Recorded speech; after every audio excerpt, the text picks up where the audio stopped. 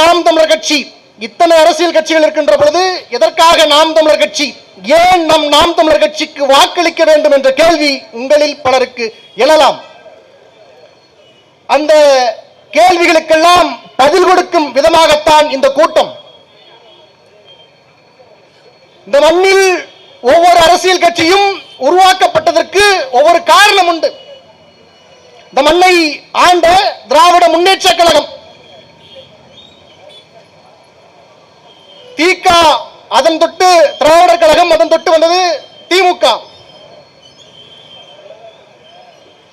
சாதி ஒழிப்பு, பெண்ணியம், சமூக நீதி, கடவுள் மறுப்பு, கடமை, கண்ணியம், கட்டுப்பாடு என்று திராவிட முன்னேற்ற கழகம் தொடங்கி நடத்தி கொண்டிருக்கிறார்கள். ஆனால் இன்றைக்கு திராவிட முன்னேற்ற கழகத்தில் கடமை, கண்ணியம், கட்டுப்பாடு இதற்குத்தான் இன்றைக்கு தட்டுப்பாடாக இருக்குது. திராவிட முன்னேற்ற கழகத்தில்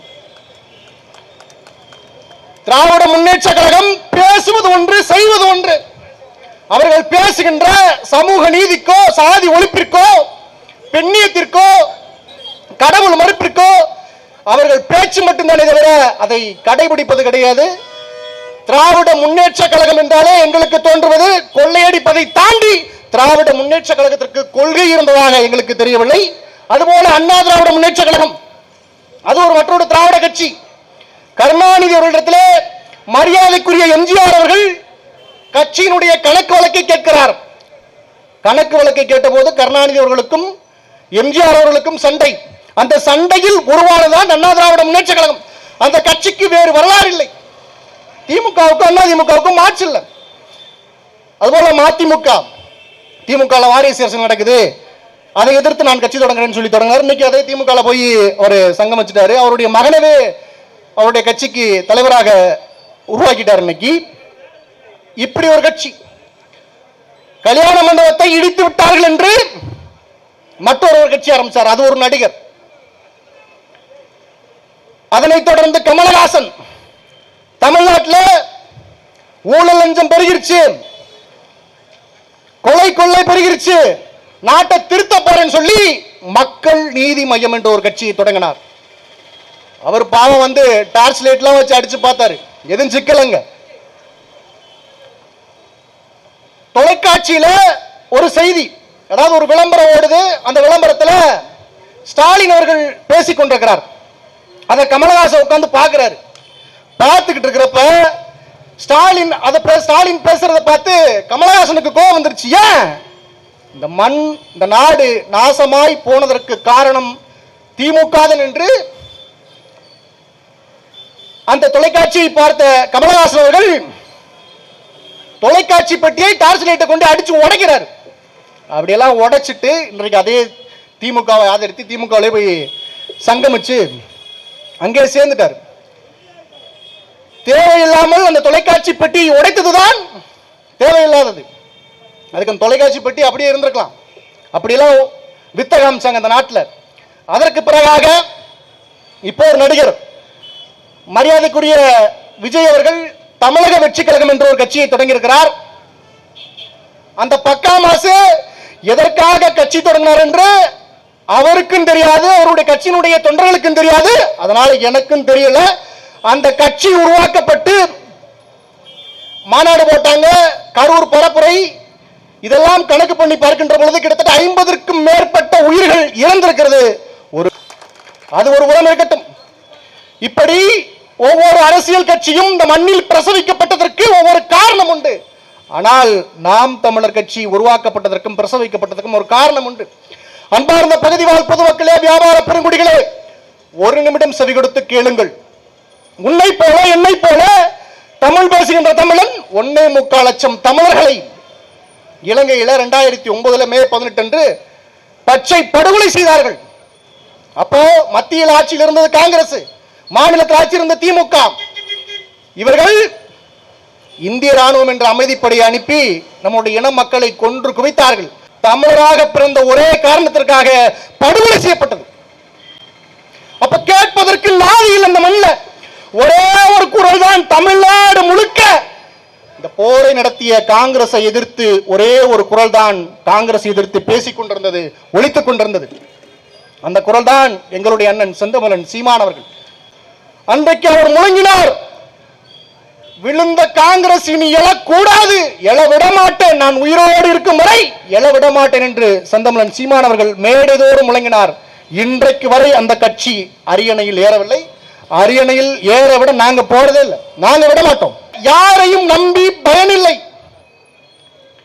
நம்பியவர்கள் எல்லாம் நம்மளை கைவிட்டார்கள், ஏமாற்றினார்கள். எனவே நாமே இதை மாற்ற வேண்டும் என்று முடிவு எடுக்கிறார் அண்ணன் செந்தமிழன் சீமான் அவர்கள். அப்போ இதையெல்லாம் மாற்ற வேண்டும் என்று சொன்னால் ஆட்சி அதிகாரம் நமக்கு வேணும்.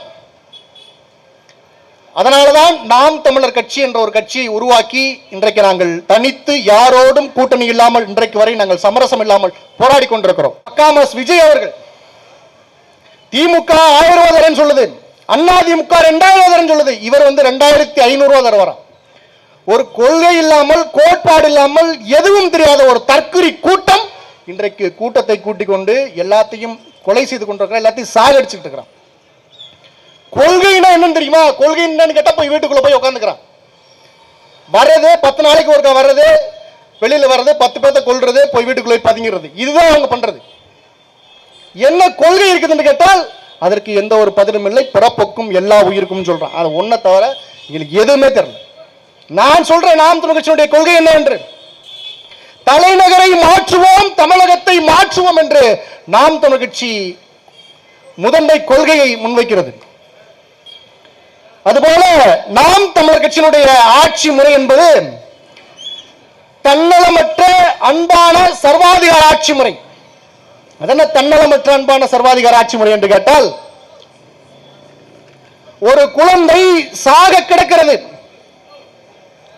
அந்த குழந்தைக்கு மருந்து செலுத்தி ஊசி போட்டு அந்த குழந்தையை காப்பாற்ற வேண்டும். குழந்தைக்கு மருத்துவர் ஊசி போட்டால் அந்த குழந்தைக்கு வலிக்கும், இருந்தாலும் வலித்தாலும் பரவாயில்லை, அந்த குழந்தையை ஊசியை போட்டு காப்பாற்ற வேண்டும்.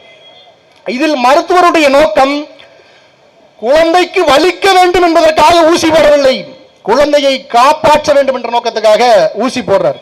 இதுதான் அன்பான சர்வாதிகார ஆட்சி அப்படின்றது. நீர் மேலாண்மையை நாம் தமிழர் கட்சி பேசுகிறது.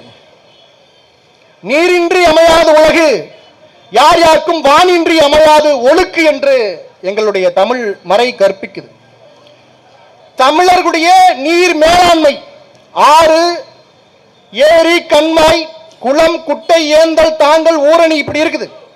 இதெல்லாம் இன்றைக்கு குப்பைகளை போட்டு மூடிவிட்டார்கள், இருந்த இடமே தெரியாமல் போயிட்டது. இதெல்லாம் நாங்கள் ஆட்சிக்கு வந்தா சரி செஞ்சு அதை பாதுகாப்போம். அதுபோல ராசராச சோழன், ராசேந்திர சோழன், ஆதித்த கரிகால சோழன், குந்தவை நாச்சியார், நம்மாழ்வார் போன்ற நமது பெரும் பாட்டனுடைய பெயரில் 500 மற்றும் 1000 ஏக்கர் நிலப்பரப்பில் புதிய ஏரி கண்மாய்களை உருவாக்கி பராமரித்து அதை சரியாக பாதுகாப்போம். நீர்வள பெருக்கம் சரியாக இருந்தால் எந்த ஒரு சிக்கலுமே வராது. நாம் தமிழர் கட்சி தூய குடிநீரை இலவசமாக தருவோம் என்று அந்த கட்சி இன்றைக்கும் பேசிக் கொண்டிருக்கிறது. கல்வி, மருத்துவம், குடிநீர் இதை மூன்றையும் விற்பனை செய்பவன், விற்பனை செய்கின்ற நாடு நாடல்ல, அது சுடுகாடு, அந்த நாடு விளங்காது என்றது எங்களுடைய கொள்கை. நமக்கு குடிநீர் தேவை என்று சொன்னால் ஒரு கடையில போய் வாட்டர் கேன் வாங்கி நம்ம குடிக்கிறோம். அதுபோல பறவைகளுக்கும் விலங்குகளுக்கும் குடிநீர் தேவை என்றால் அது எங்க போய் நிற்கும்? ஏன் பறவைகளுக்கும் விலங்குகளுக்கும் நீங்க ஏன் பேசுறீங்கன்னு நீங்க கேட்க கூடாது. பறவைகளும் விலங்குகளும் இந்த மண்ணில் இருந்தால்தான் மனிதன் வாழ முடியும். எனவேதான் நாம் தமிழர் கட்சி என்பது அனைத்து உயிர்களுக்குமான அரசியல் என்பதை நாங்கள் மேடைதோறும் முழங்கிக் கொண்டிருக்கிறோம்.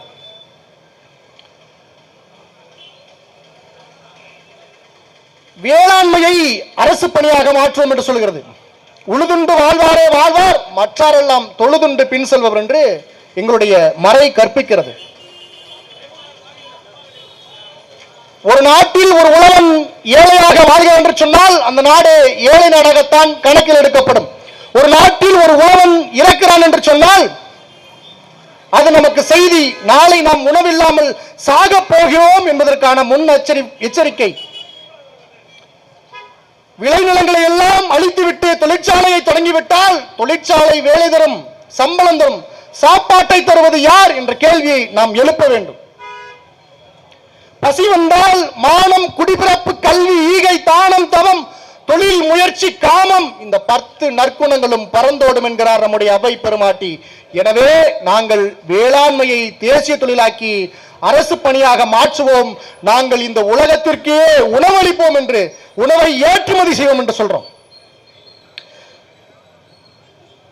தூய மருத்துவத்தை இலவசமாக கொடுப்போம் என்று நாம் துணிச்சி பேசிக் கொண்டிருக்கிறது. ஆள்கின்ற ஆட்சியாளர் முதல் அடித்தட்டு சாமானிய மக்கள் வரை அனைவருக்கும் தரமான மருத்துவம் இலவசமாக சென்றடைய செய்வோம் என்று நாம் தமிழ் கட்சி பேசிக் கொண்டிருக்கிறது. இப்படி பல கொள்கைகளை, கோட்பாடுகளை நாங்கள் முன்வைத்துக் கொண்டிருக்கிறோம். எங்களுக்கு வாக்கு செலுத்துங்கள். 2016 தொட்டு இன்றைக்கும் தனியாக தேர்தல் களத்தில் நிற்கிறோம். ஆணும் பெண்ணும் சமம் என்று இவர்கள் பேசுவார்கள். ஆனால் ஆணும் பெண்ணும் சமம் என்பதை களத்தில் நாங்கள் தான் நிரூபித்துக் கொண்டிருக்கிறோம். 117 தொகுதி ஆண்களுக்கு, 117 தொகுதி பெண்களுக்கு ஒதுக்கி தேர்தல் களத்தில் சென்று கொண்டிருக்கிறோம். ஊழல் லஞ்சம் என்று பேசுவார்கள். ஊழல் லஞ்சத்தை உண்மையிலே பேசுவதற்கு தெம்பும் திராணியும் உள்ள ஒரே கட்சி நாம் தமிழ் கட்சி. ஏனென்று சொன்னால் ஊழல் லஞ்ச ஒழிப்பு பாசறை என்று பாசறை வைத்து இன்றைக்கு அரசு அதிகாரிகள் பொதுமக்களிடம் வாங்கி லஞ்ச பணத்தை மீட்டெடுத்து கொடுத்திருக்கிறது. அதுபோல இரத்த தானம் கிட்டத்தட்ட 1000க்கும் மேற்பட்ட யூனிட் ரத்தங்களை நாம் தமிழ் கட்சி இன்றைக்கு வந்து மருத்துவமனை தோறும் இலவசமாக கொடுத்திருக்கிறது. நாங்கள் உதவி செய்து கொண்டிருக்கிறோம் மனிதநேயத்தோடு.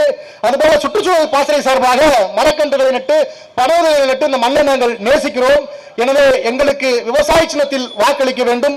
பணநாயகத்தை ஒழிப்போம், ஜனநாயகத்தை காப்போம். தீய ஆட்சி முறை ஒழிய தூய ஆட்சி முறை மலர. மாற்றம் என்பதை சொல்லல, இது மாற்றத்திற்கான எளிய மக்களின் அரசியல் புரட்சி. நாம் தமிழ் கட்சி சார்பாக மதுராந்தகம் சட்டமன்ற தொகுதியில் போட்டியிடுகின்ற அன்பிற்கனி அண்ணன் கோ ஜானகிராமன் அவர்களுக்கு விவசாய சின்னத்தில் வாக்களித்து நீங்கள் வெற்றி பெற செய்யும் என்று பணிவன்போடு கேட்டுக்கொண்டு நன்றி கூறி விடைபெறுகிறேன். நன்றி, வணக்கம். நாம் தமிழர்.